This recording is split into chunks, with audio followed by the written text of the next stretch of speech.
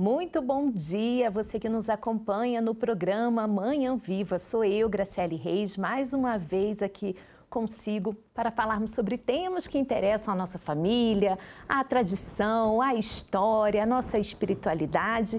E no programa de hoje nós iremos falar sobre a história das Santas Casas de Misericórdia.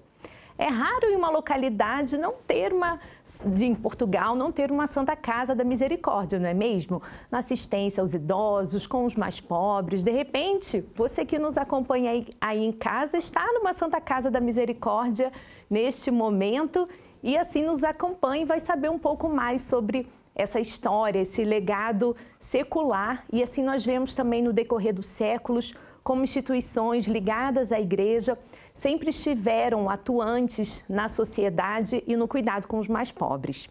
E para falarmos sobre a história das Santas Casas de Misericórdia, estaremos aqui com uma pesquisadora e investigadora de alto gabarito sobre esse tema, a doutora Joana Balsa de Pinho, que ela é doutorada em História da Arte com a tese As Casas da Misericórdia, Confrarias da Misericórdia e Arquitetura Quinhentista Portuguesa. Então, particularmente, eu também gosto muito de saber a história e, assim, saber o legado ao longo dos séculos, as heranças e uma instituição que permanece durante todo esse tempo. Estamos até aqui parecidas, né, doutora Joana, de rosa no dia de hoje, para a gente conversar sobre esse tema que, com certeza, é interessante a gente resgatar a história, né? Saber lá atrás onde tudo começou, porque nós sabemos, existe a Santa Casa da Misericórdia, mas como tudo isso começou.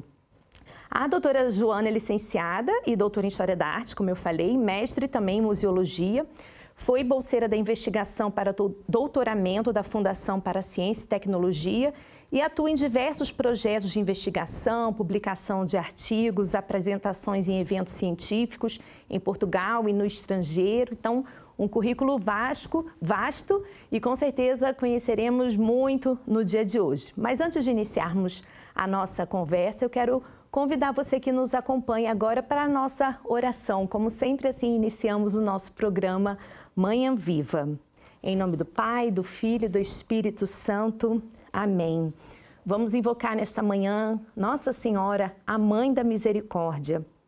Ensina-nos a ensinar e a dar bom conselho, a corrigir com caridade os que erram, a consolar os que sofrem, a perdoar os que nos ofendem, a sofrer com paciência as injúrias e a rezar pelos vivos e pelos mortos. Pedimos que nos deis a capacidade e disponibilidade para visitar os presos, assistir os doentes, vestir os nus, dar de comer e beber a todos os que necessitam, enterrar os mortos, dar abrigo aos peregrinos e pobres. Amém. Em nome do Pai, do Filho e do Espírito Santo. Amém. Seja muito bem-vinda ao nosso programa Manhã Viva. Bom, deixei para a senhora mesmo contar toda essa história das Santas Casas de Misericórdia, cuja primeira fundação foi em 1498 em Lisboa, certo? Mas antes de sabermos como surgiu esse interesse de estudar sobre as Santas Casas de Misericórdia em Portugal. Muito bom dia, muito obrigada pelo convite para participar neste programa. É uma honra poder estar aqui e partilhar parte do meu trabalho convosco e com todos os telespectadores. O meu interesse por este tema vem desde os anos 2000. Em 2000 eu inscrevi-me no mestrado em Arte, Património e Restauro, depois de concluir a minha licenciatura, e precisava de apresentar um tema para desenvolver na tese de mestrado. Tinha saído recentemente um catálogo sobre património das misericórdias e, conversando com o professor Vítor Serrão, eu disse-lhe que eu gostava de aprofundar um tema relacionado com as misericórdias.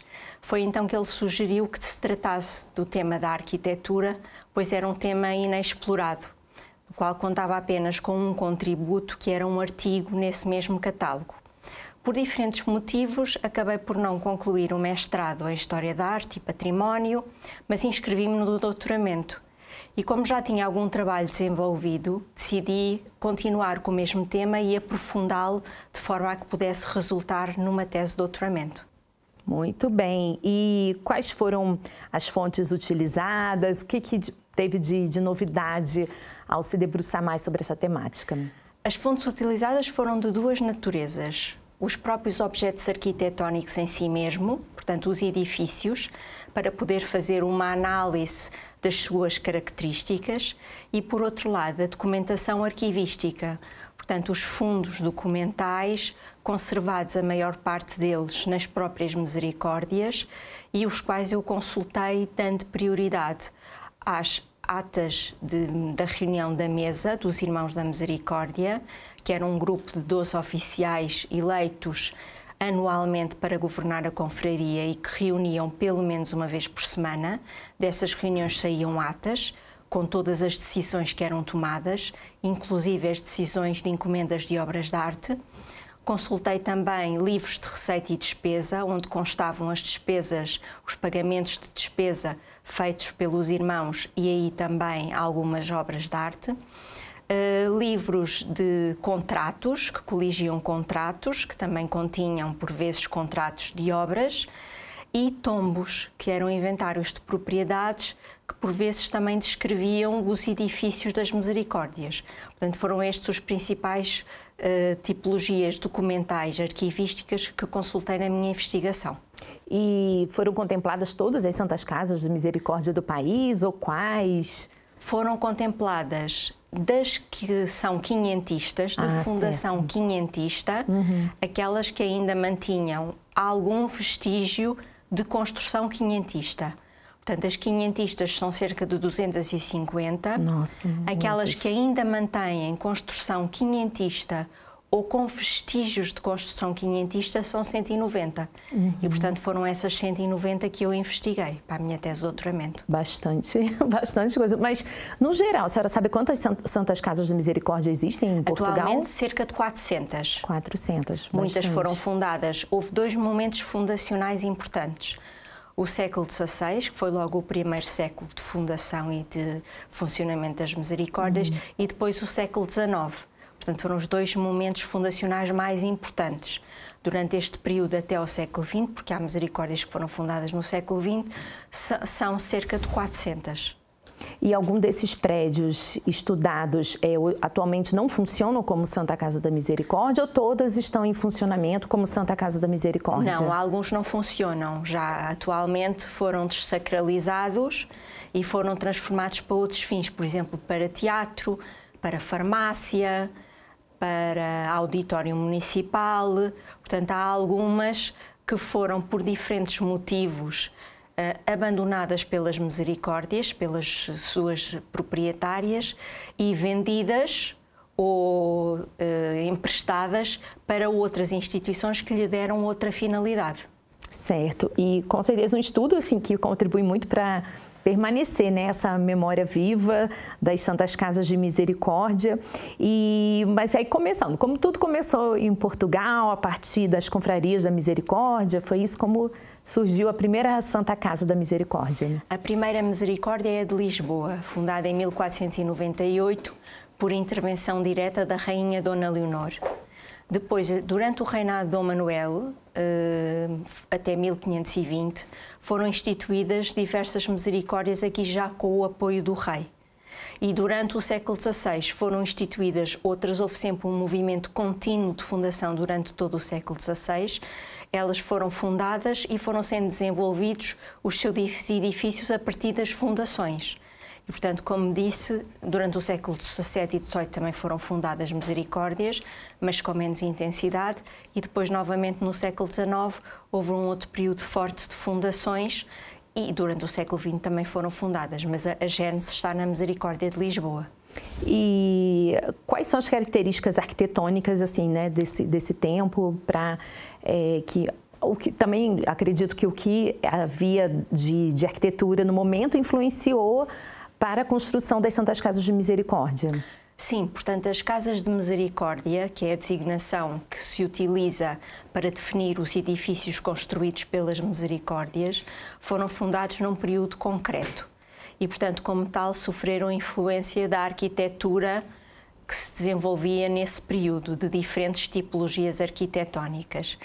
mas as Misericórdias conseguiram apresentar algumas especificidades, nomeadamente uma organização espacial concreta, uma constituição de um conjunto arquitetónico fundado com diferentes funções, nomeadamente a assistência, a administração e o culto, um edifício com diferentes funções que congregava também diferentes espaços para servir essas funções e que apresentava algumas características próprias. Portanto, apesar de nascerem num momento concreto e de terem influências desse momento concreto, também apresentam especificidades arquitetónicas. Muito bem. E quais foram os principais avanços tecnológicos na arquitetura e também estrutura das Misericórdias ao longo dos séculos, ao longo dessas fundações? As Misericórdias sofreram mais avanços estéticos que técnicos ou tecnológicos. Portanto, os avanços tecnológicos e técnicos em termos de construção é aquele que se registra também para outras tipologias arquitetónicas, portanto não há nenhuma especificidade. Mas houve sim algumas alterações estéticas, nomeadamente com o tempo do Barroco. As Misericórdias passaram a assumir características mais próximas da arquitetura barroca, nomeadamente da arquitetura religiosa paroquial ou da arquitetura religiosa monástica, e também ao nível dos interiores, da decoração dos interiores, que tiveram mais influência do período barroco, nomeadamente uma maior decoratividade, uma maior ornamentação dos espaços e, portanto, as Misericórdias registram mais, como digo, um avanço estético que propriamente técnico. Certo. E aqui consta também nosso guião, assim, para sabermos se existe alguma ligação entre as confrarias da Misericórdia e essa arquitetura quientista? Ou é isso mesmo que a senhora acabou de explicar? Sim, existe. Portanto, as Misericórdias têm um princípio base comum, uma estética que é quinhentista. E, portanto, partilham com a arquitetura quinhentista algumas características, mas também, como disse, têm características próprias. Estas características próprias estão relacionadas com 3 aspectos: com a função assistencial das Misericórdias, com a sua cotidiano confraternal e com as suas devoções. Portanto, estes 3 aspectos condicionam a arquitetura e dão-lhe uma especificidade que vai para além da arquitetura quinhentista de outras tipologias arquitetónicas. E quem eram os membros dessas confrarias? Quem atuavam nas Santas Casas de Misericórdia lá no século XVI? Era a comunidade local, nomeadamente as elites. Portanto, as Misericórdias sempre tiveram uma capacidade muito grande de congregar a comunidade, quer pela sua natureza assistencial, quer pelo seu impacto social, e congregando a comunidade dava destaque às elites locais. Portanto, as elites locais, aqueles que tinham ou que assumiam algum poder na comunidade, sempre tiveram muito interesse em participar, em atuar no contexto das Misericórdias. E, portanto, as Misericórdias foram desenvolvidas, por um lado, com o apoio real, mas quem as dinamizou foi o apoio local, portanto, as comunidades locais. E as elites sempre tiveram interesse, tal como tinham interesse em assumir cargos municipais na gestão do concelho, também tiveram sempre muito interesse em assumir cargos na gestão da confraria e, portanto, a serem, além de irmãos, serem também provedor e oficiais para poderem governar a confraria. Então eram essas elites que financiavam as Santas Casas da Misericórdia? Eram as elites que financiavam, mas haviam outras fontes de financiamento. O próprio rei chegou a fazer várias doações para várias Misericórdias, mas também um outro ponto importante foi a própria coleta de esmolas na comunidade.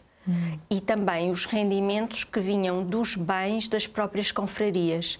À medida que foram crescendo e se consolidando, as Misericórdias foram tendo mais bens, nomeadamente bens imóveis, que arrendavam ou que emprazavam. E desses emprazamentos e arrendamentos tinham rendas que também permitiam alimentar a ação caritativa das Misericórdias. Portanto, as fontes de financiamento eram diversas.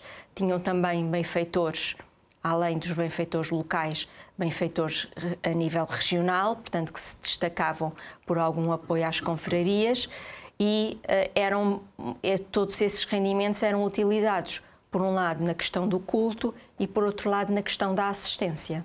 Certo. E quem atuava na assistência ali aos pobres, aos doentes? Eram religiosos na época? Não, eram os próprios irmãos. Sim. Portanto, as confrarias da Misericórdia são confrarias leigas. Podiam existir irmãos religiosos, padres, bispos, religiosos seculares, mas a maior parte dos irmãos eram leigos. Portanto, eram confrarias de natureza leiga, apesar de, obviamente, estarem muito vinculadas à questão religiosa. Eram confrarias que nasceram numa base no contexto da religião católica. Portanto, eram confrarias que não eram da Igreja, mas eram de Igreja. Portanto, nasciam e pressupunham na sua atuação princípios religiosos. O programa das Misericórdias são as 14 obras de misericórdia. Portanto, um programa claramente vinculado com a Igreja Católica e com a religião católica. E, portanto, os irmãos que faziam parte das Misericórdias, sendo leigos, na sua maioria, também haviam religiosos, como disse, mas na maioria eram leigos, eram eles que atuavam no apoio aos mais necessitados. É interessante isso, porque a gente, até em épocas hoje de sínodo da igreja, quando se fala de maior participação dos leigos, quando muitas vezes a gente pensa que essa participação dos leigos em obras da igreja foi após o Concílio Vaticano II, mas aí temos um exemplo lá atrás do século XVI, como muitos leigos, homens e mulheres, estiveram à frente, né, com essa ligação à igreja, no exercício das obras de misericórdia, para assistir os doentes, os mais pobres. Assim, é bastante interessante isso. Exatamente, e não esquecer que as misericórdias tinham uma cobertura geográfica muito grande. Como referiu no início, não havia nem vila nem cidade que não tivesse uma misericórdia. Portanto, houve um verdadeiro empenhamento da comunidade local para que estas instituições cumprissem verdadeiramente as obras de caridade. Sim, então quais eram as principais funções das Casas da Misericórdia desde lá do século XVI? As principais funções era o cumprimento das 14 obras de misericórdia. Mas por um imperativo prático tiveram que se especializar inicialmente no apoio aos presos e no apoio aos doentes pobres. Portanto, o programa era vasto e, não o podendo cumprir todo, tiveram que se especializar. E durante todo o século XVI, as misericórdias vocacionaram a sua atuação para estes dois grupos dos mais carenciados. Portanto, era uma ação restrita, pensando no programa amplo que tinham, mas era uma ação que, para concretizar, era muito mais fácil concretizá-lo, tendo grupos concretos de beneficiários. E, com certeza, cada localidade, as Santas Casas da Misericórdia contribuíram para o desenvolvimento das cidades daquelas regiões, não foi? Exatamente. Portanto, as Misericórdias tinham um grande impacto urbano. A localização das Casas de Misericórdia era quase sempre uma localização privilegiada. Portanto, quando puderam escolher o local onde se instalar, porque nem sempre o puderam fazer, mas quando o puderam escolher, escolheram espaços de centralidade, portanto, espaços no centro das cidades, junto dos centros religiosos, portanto, junto da Igreja Matriz, ou junto dos centros civis, nomeadamente a Casa do Conselho, o Pelourinho ou o Castelo. Junto da Casa da Misericórdia, próximo da sua fachada principal, existia também quase sempre um largo. Era constituído um largo ou um adro para dar maior evidência à fachada principal e à entrada da Casa da Misericórdia.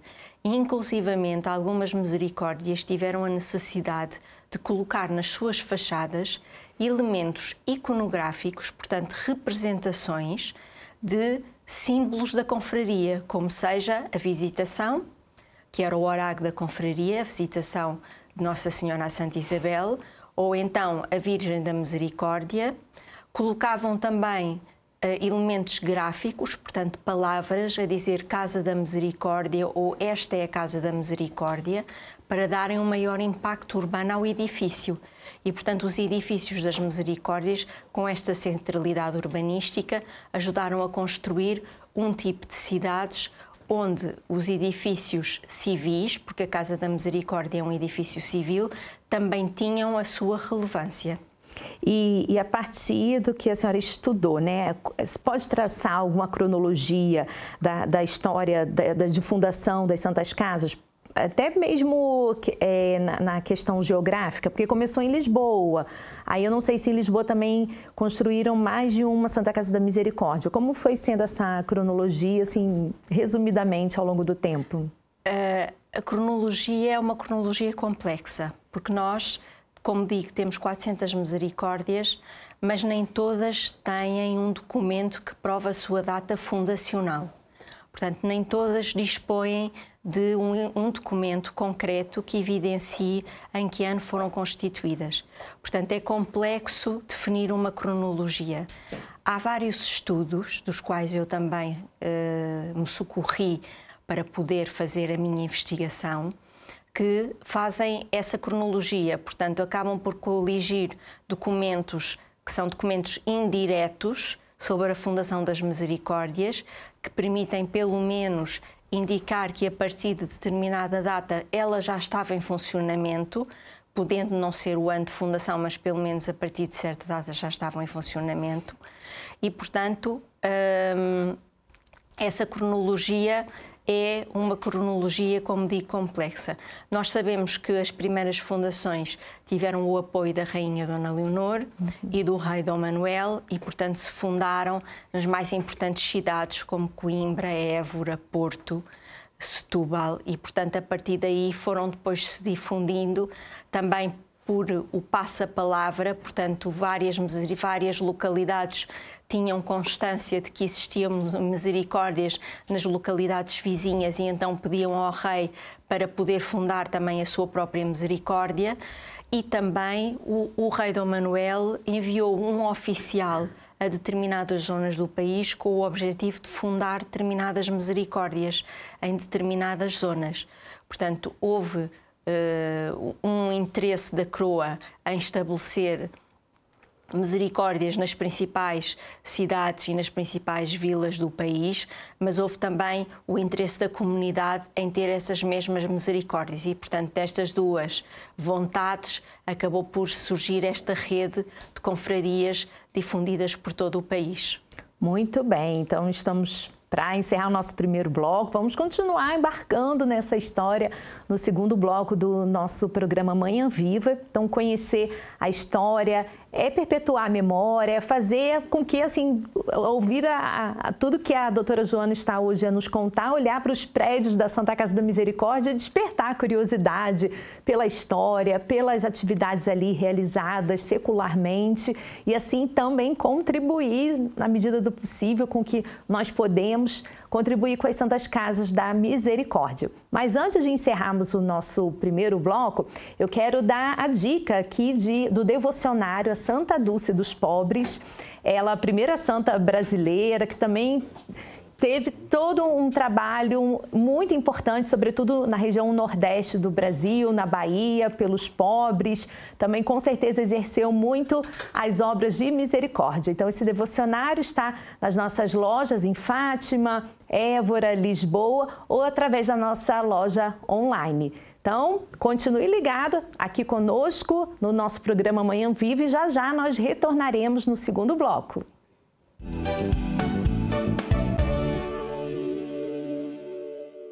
Continuamos agora a segunda parte do nosso programa Manhã Viva de hoje, cujo tema é a história das Santas Casas da Misericórdia. Então, como nós falamos um pouco no primeiro bloco, resumidamente, para quem está passando a nos acompanhar a partir deste momento, as Santas Casas da Misericórdia são instituições muito conhecidas em Portugal. Sabemos que tem em várias regiões, em várias localidades, sempre associadas à solidariedade e assistência aos mais necessitados.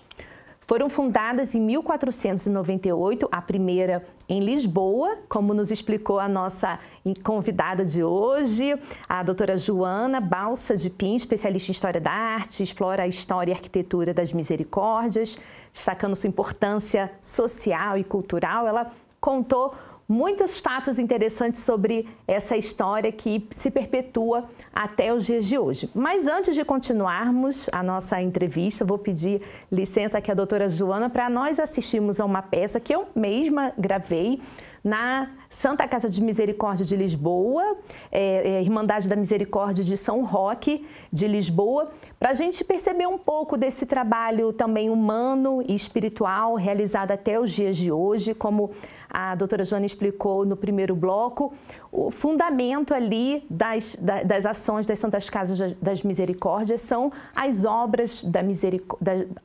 misericórdia orientadas pela Igreja. E uma dessas obras de misericórdia é enterrar os mortos. E assim, a Irmandade da Misericórdia de São Roque de Lisboa faz um trabalho belíssimo de enterrar aqueles que não têm família, que morrem só, e ali eles preparam todo o funeral. Vamos acompanhar. Uma das obras de misericórdia corporais orientadas pela Igreja é enterrar os mortos. Um gesto ainda mais singular quando realiza-se o sepultamento de pessoas que morrem sem a presença de familiares, amigos ou conhecidos. A Irmandade da Misericórdia de São Roque de Lisboa, em estreita ligação com a Santa Casa da Misericórdia, e através de seus membros, voluntários e amigos, acompanha os funerais dos que morrem nessa condição. Isto é um voluntariado espiritual, atenção. Nós, os voluntários, normalmente 1 ou 2 voluntários, dependendo da disponibilidade, que acompanhamos o funeral, e nós fazemos o acompanhamento da encomendação das orações. Fazemos primeiro na capela, porque achamos que sempre que há a possibilidade o corpo deve ir à capela, e depois junto da sepultura. Na capela do cemitério é feita a encomendação do corpo por um sacerdote ou ministro extraordinário de exéquias. Os voluntários da Irmandade unem-se a esse momento em oração pela alma do falecido e depositam flores no caixão. Atitudes de compaixão e ternura no final da vida terrena dos que não tiveram o calor humano da família e amigos. Consideramos que há uma pessoa, desde o momento da concepção até o momento em que é morte, portanto, sabemos que o que está ali já é o seu corpo, mas de qualquer maneira deve ser, era o espaço onde estava a sua alma, deve ser tratado com toda a dignidade até o último momento. Durante a pandemia, houve muito mais pessoas a falecer, designadamente na rua ou nos hospitais, sem estarem acompanhados. Talvez nesse ano estejamos a falar de 300 e tal funerais. O ano passado já foram bastante menos, portanto, talvez 100 e pouco, 200. O serviço espiritual é praticado em favor de pessoas que morrem na cidade de Lisboa, seja nas ruas, hospitais, pensões ou no Rio Tejo, e cujo corpo não é reclamado por ninguém. O processo é: a pessoa morre na rua ou no hospital, o corpo não é reclamado, portanto, vai para a morgue, tem que estar 30 dias na morgue. Ou no Instituto de Medicina Legal, para se perceber se há alguém que vai reclamar o corpo.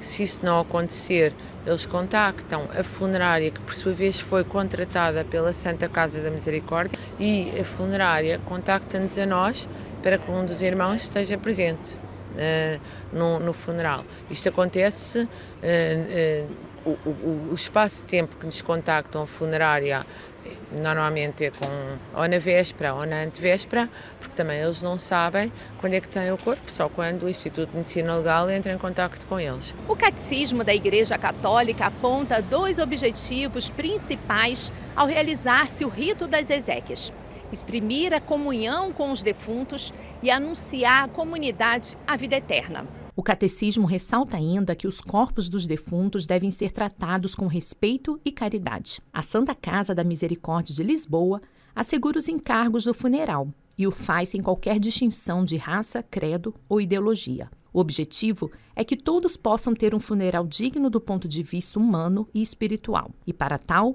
a Irmandade da Misericórdia de São Roque faz um apelo para que voluntários participem nesta obra de misericórdia nas ações espirituais. E trabalhamos fundamentalmente com a Santa Casa da Misericórdia, não exclusivamente, mas temos com a Santa Casa como fosse uma parceria, um protocolo. Precisamos de muitos voluntários, portanto, sendo irmãos ou não irmãos da Irmandade, mas pessoas que disponham uma tarde ou um dia por semana para vir apoiar.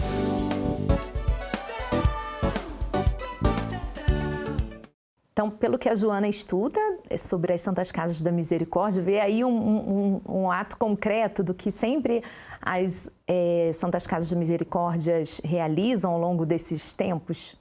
Sim, portanto, como foi referido na peça, enterrar os mortos é uma obra de misericórdia. E desde praticamente o início das misericórdias que elas assumiram essa função.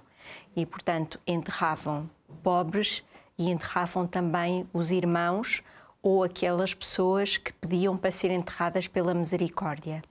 Esta era também uma fonte de financiamento das misericórdias, porque havia uma esmola associada ao enterramento e, inclusivamente, algumas misericórdias chegaram a ter o exclusivo do enterramento em algumas cidades e vilas. Portanto, acabou por ser uma distinta fonte de financiamento também para as misericórdias.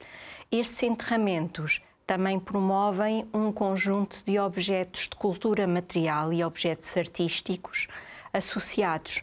Nomeadamente, temos tumbas e esquifes, panos de tumbas, panos de esquifes, tocheiros, balandraus e outros objetos que foram promovidos e custeados pelas misericórdias e que estão associados a estes cortejos fúnebres.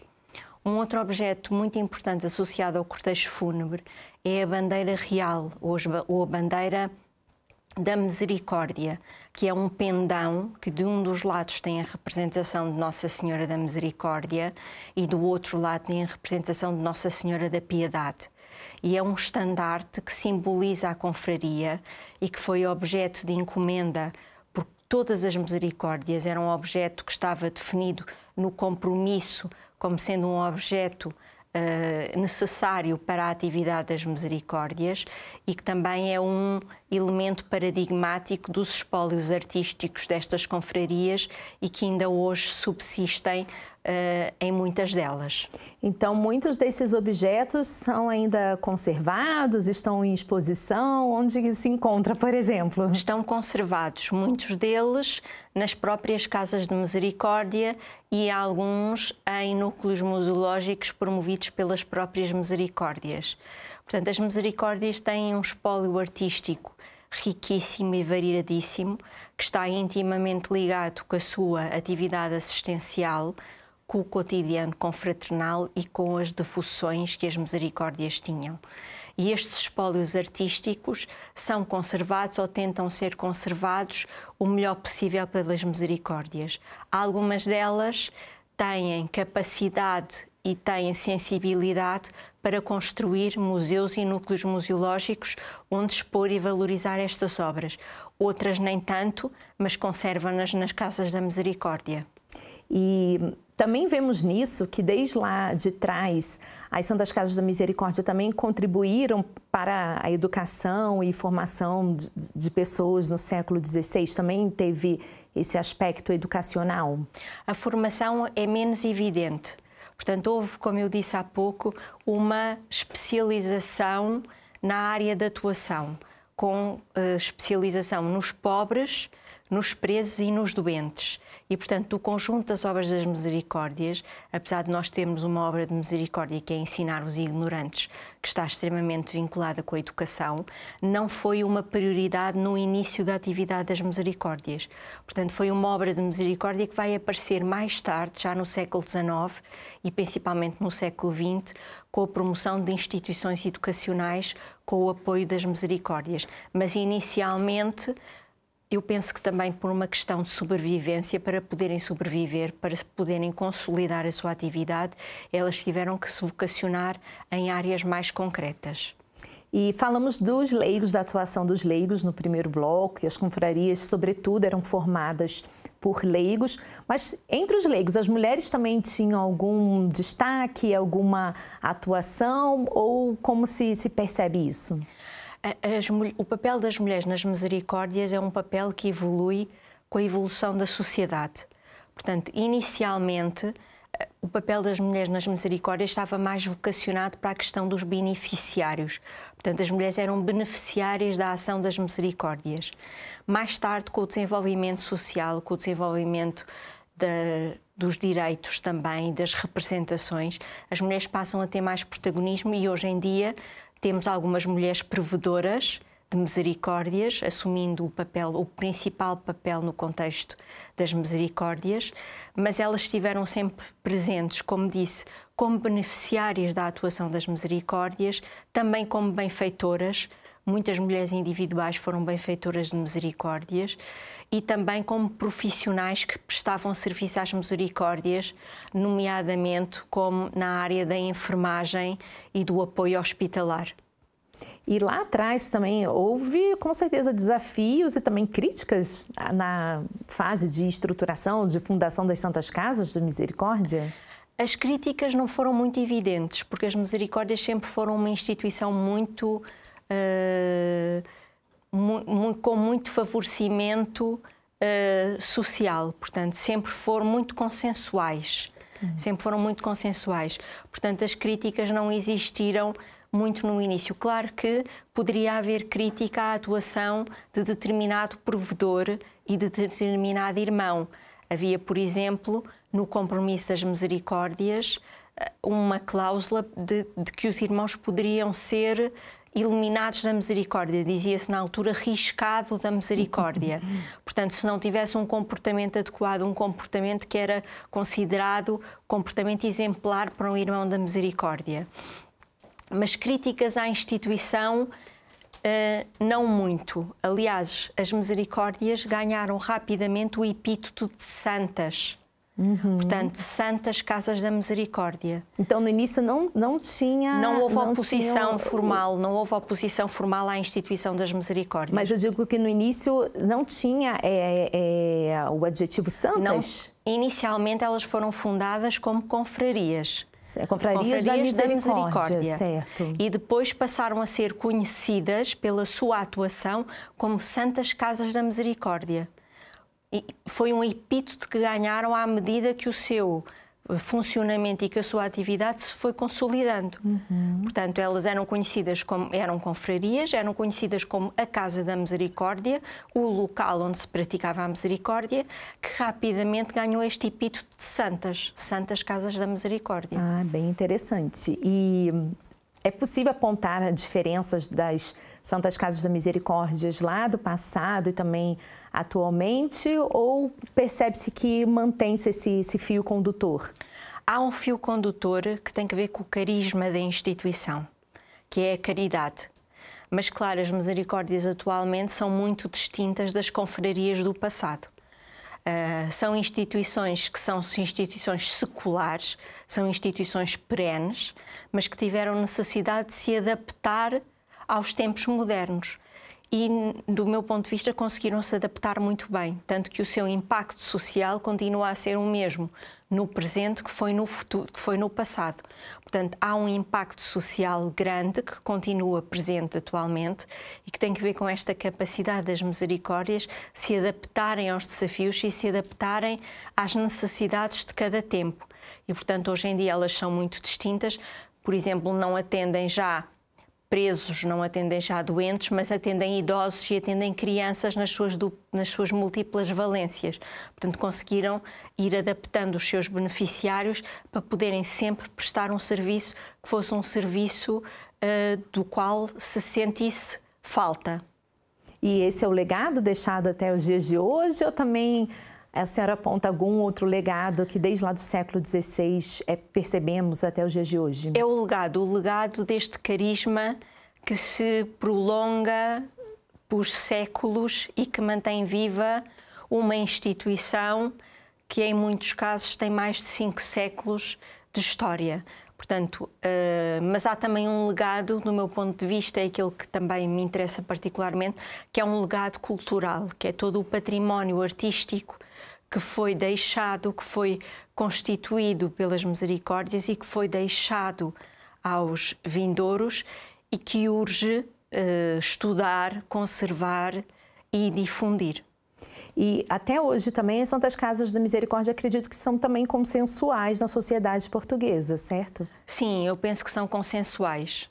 São instituições que são muito valorizadas, são instituições que têm um grande impacto local. Por exemplo, em muitas localidades são o segundo ou o primeiro maior empregador, portanto, na localidade. Portanto, têm uma visibilidade social muito grande, que me parece que é algo que lhes permite ser esta instituição consensual e também uma instituição prestigiante, que acaba por prestigiar quem nela atua e quem a promove. Mas também, apesar de ter esse reconhecimento social até os dias de hoje, muitas delas passam inúmeros desafios na sua sustentabilidade, não é mesmo? Sim, muitos desafios. Os desafios atuais são cada vez maiores ao nível dos recursos financeiros e da sua gestão. Portanto, há uma prioridade que as misericórdias têm, que é a assistência, e, portanto, essa prioridade tem que ser atendida, o que nem sempre deixa recursos económicos, por exemplo, para se dedicar ao património cultural. Sim, isso que eu estava a pensar, assim, quando necessita de restauros, de conservação nos edifícios. Exatamente, é preciso um grande esforço financeiro para poderem gerir aquilo que é a sua prioridade, que é a assistência, e depois as suas outras áreas onde têm e devem investir. Portanto, isso é um desafio. É também um desafio a desertificação e a falta de pessoas empenhadas que possam servir as misericórdias, que possam servir os seus corpos sociais. E é também um grande desafio os tempos modernos. Portanto, cada vez mais exigem exigências, por exemplo, da parte do Estado para o cumprimento de acordos de financiamento de atividade assistencial, que também são complexas para as misericórdias gerirem. E, com certeza, né? Ainda mais os tempos atuais, a crise econômica pela qual nós vivemos aqui em Portugal, em outros países também, sentimos vários efeitos, e esse aspecto da solidariedade dos trabalhos sociais são dos mais atingidos nos tempos atuais, não é mesmo? Sim, sim, são dos mais atingidos. Portanto, é uma área muito importante, muito relevante, mas que é muito atingida por essa questão das crises, nomeadamente das crises económicas. Certo. E a gente vê que a prioridade é essa assistência social aos doentes, aos idosos, mas fica o nosso alerta aqui também, esse programa, de que também a história precisa ser preservada, porque é uma forma da gente, né, continuar esse legado das Santas Casas da Misericórdia. E assim fazemos o apelo para que também as pessoas, né, contribuam, para que as pessoas, tanto financeiramente como voluntariamente, né, se contribuam com as Santas Casas da Misericórdia, porque esse programa de hoje a gente vê que não é uma instituição que começou ontem e que não tem toda uma solidificação na sociedade, um impacto. Muito pelo contrário, uma história bastante solidificada e que a gente precisa continuar, né, esse legado, não é? É uma história centenária e é uma história que acompanha a história do país. Sim. Portanto, não é possível estudar a realidade social portuguesa durante a Idade Moderna, a realidade cultural, a história política, a história da arte. Não é possível estudar ignorando as Santas Casas. Portanto, para fazer uma história que seja uma história ativa, uma história que seja uma história verdadeiramente exigente, só é possível fazê-lo considerando as Santas Casas e considerando o seu património, que é o testemunho visível da sua evolução, é o testemunho visível da sua história.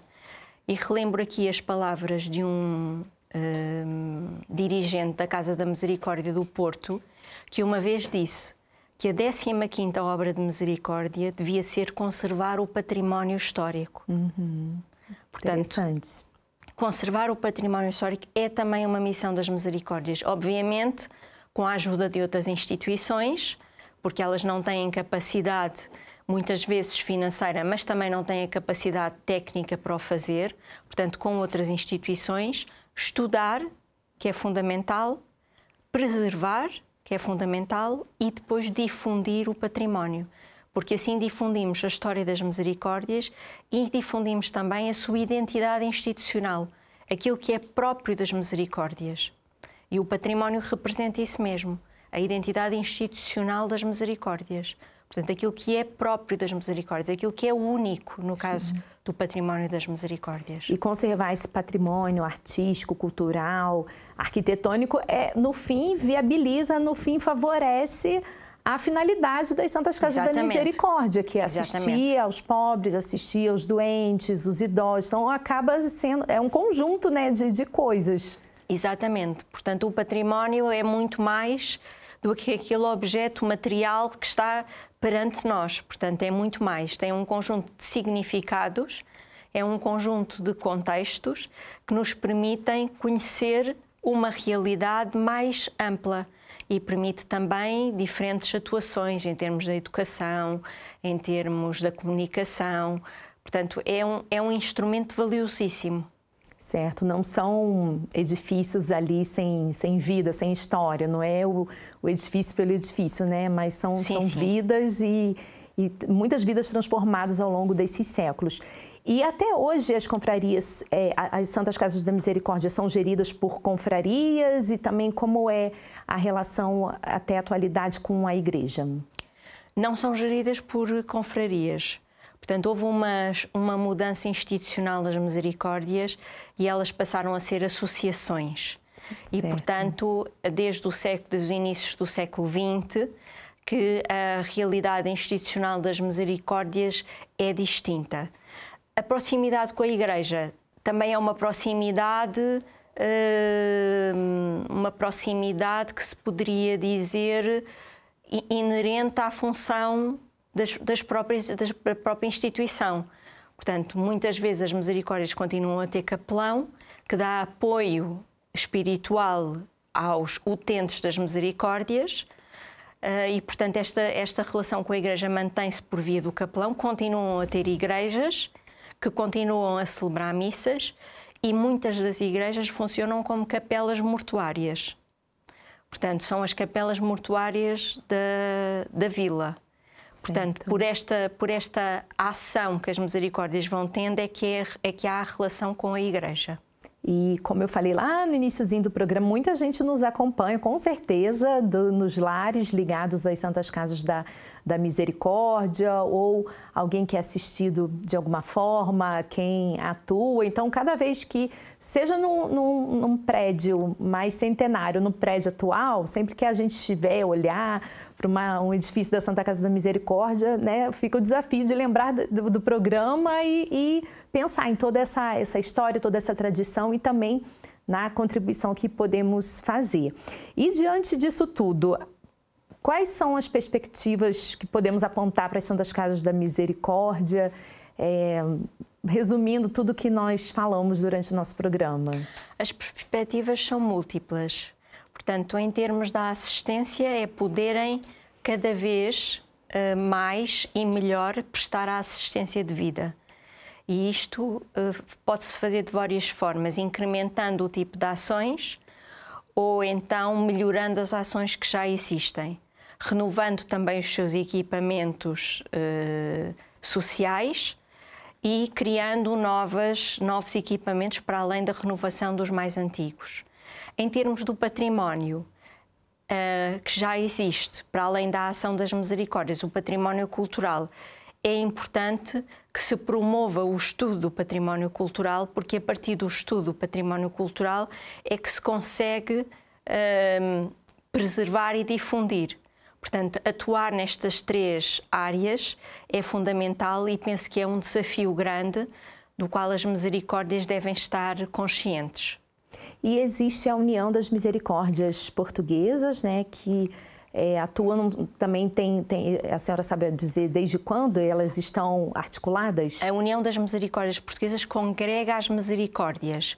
Portanto, é uma instituição que congrega diferentes misericórdias. As misericórdias mantêm, todavia, a sua autonomia. E, portanto, é uma forma de partilhar experiências é uma forma de poderem beneficiar de algum saber crítico que esteja acumulado e, por exemplo, a União das Misericórdias tem um gabinete do património cultural, que também presta apoio às misericórdias, além de promover eventos que pretendem divulgar o património cultural das misericórdias, nomeadamente o Dia do Património e as Jornadas de Museologia nas Misericórdias. Portanto, a União das Misericórdias é uma instituição que promove a congregação destas diferentes misericórdias e que permite que elas possam atuar e que possam ter uma base comum de atuação para poderem responder aos desafios do presente. Muito bem, chegamos ao fim do nosso programa. Quero agradecer muito a sua presença. Muito obrigada. Parabéns pelo estudo, que ele continue contribuindo muito para que essa história tenha sua continuidade a favor das Santas Casas da Misericórdia. Muito obrigada. Então, você que nos assiste em casa ou de alguma Santa Casa da Misericórdia, continue a acompanhar a nossa programação. Muito obrigada também aos nossos benfeitores que nos permitem levar essas mensagens, levar adiante tantas obras que são realizadas. E depois que esse programa for ao ar na TV Canção Nova, você pode conferir no YouTube, no nosso canal Canção Nova Portugal, na playlist Manhã Viva. Até a próxima, se Deus quiser.